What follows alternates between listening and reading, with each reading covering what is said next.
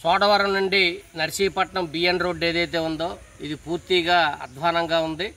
గతుకులమయమైపోయి ఈ రోడ్డు అనేటువంటిది ప్రయాణికులు ప్రయాణం చేయలేక చాలామంది యాక్సిడెంట్లు అయ్యి ప్రాణాలు కూడా పోగొట్టుకుని కాలు చేయిలు ఎరగొట్టుకునేటువంటి పరిస్థితి ఉంది. అనేక మంది గర్భిణీ స్త్రీలు, ముసలులు, చిన్నపిల్లలు ఈ రోడ్డు అంటే ప్రయాణం చేయాలంటేనే నరకయాత్ర చూసినటువంటి పరిస్థితి ఈరోజు కనిపిస్తూ ఉంది. ఈ రాష్ట్ర ప్రభుత్వం అధికారంలోకి వచ్చిన తర్వాత 2025 జనవరి నాటికల్లా కొత్త అల్లుళ్ళు ఇంటికి వెళ్ళడానికి గతకలు ఉన్నటువంటి రోడ్డు ఏదైతే ఉందో ఆ రోడ్డు ఉండడానికి వీల్లేదు. ప్రతి రోడ్డు కూడా గతకలు లేకుండా చేయాలని చెప్పేసి చంద్రబాబు నాయుడు గారే స్పష్టంగా చెప్పారు. అయినా కానీ ఈ రోడ్డు ఇప్పుడు వచ్చి అతీగతి లేనటువంటి పరిస్థితి ఇక్కడ కనిపిస్తూ ఉంది. రెండోది, అసెంబ్లీ పార్లమెంట్ ఎన్నికల ముందు అనకాపల్లికి సీఎం రమేష్ పోటీ చేసినప్పుడు నాకు పార్లమెంట్లోని అదేవిధంగా కేంద్రంలోనూ పెద్ద పలుకుబడి ఉంది. ఈ రోడ్లు ఏమీ కాదు, నేను యుద్ధ ప్రాతిపదిక మీద ఈ రోడ్లను రిపేర్ చేస్తాం, నాకు ఓట్లేసి గెలిపించండి అని చెప్పేసి చెప్పారు. చెప్పినటువంటి మాటలకి ఈరోజు చేతలకి పొంతం లేనటువంటి పరిస్థితి ఈరోజు కనిపిస్తూ ఉంది.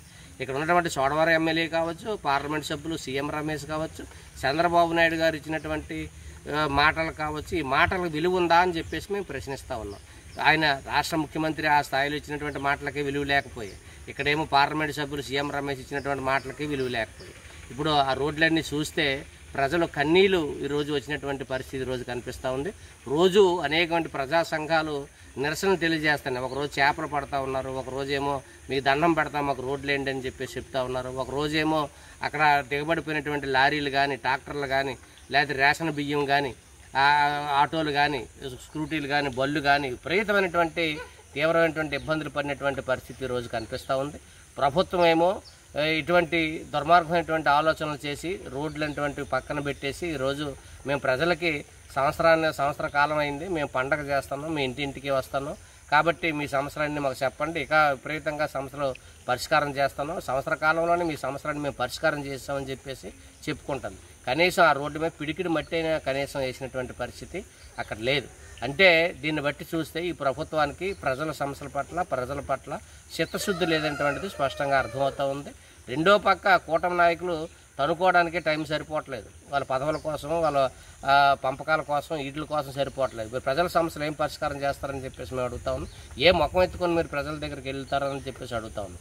ఆ రోడ్డు అటువంటిది ఇటు భీముల నుంచి అటు నర్సీపట్నం వెళ్ళే వరకు మేము 4 రోడ్లు చేస్తాం. ఈ రోడ్డుని పూర్తిగా విపరీతంగా ఎడల్ప్ చేస్తాం, ప్రయాణికులు నష్టం లేకుండా వాళ్ళకి కష్టాలు తీరుస్తామని చెప్పినటువంటి ప్రభుత్వం ఈ రోజు వరకు అతీగతి లేదు, చేతకానితనంగా ఈరోజు ఉంది అనేటువంటిది స్పష్టంగా అర్థమవుతూ ఉంది.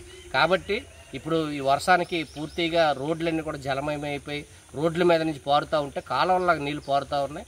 ఎక్కడ గోతుందో ఎక్కడ తెలియట్లేదు. రాత్రి కూడా అనేక ప్రమాదాలు రాత్రి జరిగి కాబట్టి ఈ ప్రభుత్వం వెంటనే చిత్తశుద్ధితోని యుద్ధ ప్రాతిపదిక మీద సోడవరం నుంచి నర్సీపట్నం వెళ్ళేటువంటి బ్రిడ్జీలు కానీ, రోడ్లు కానీ వెంటనే పూర్తి చేయాలని చెప్పేసి మేము సిపిఎం పార్టీకి ఈ ప్రభుత్వాన్ని అధికారులు డిమాండ్ చేస్తాము.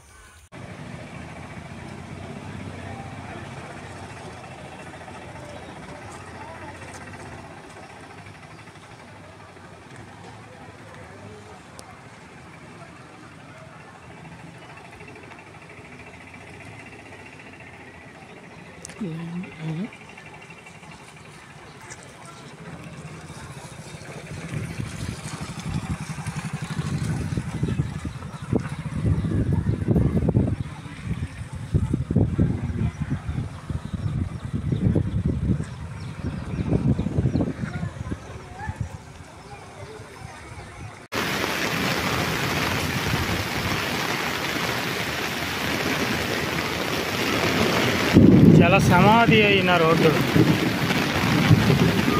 ఏదో ఏరియాలు కాలువలా పారుతుందిరా బాబోయ్.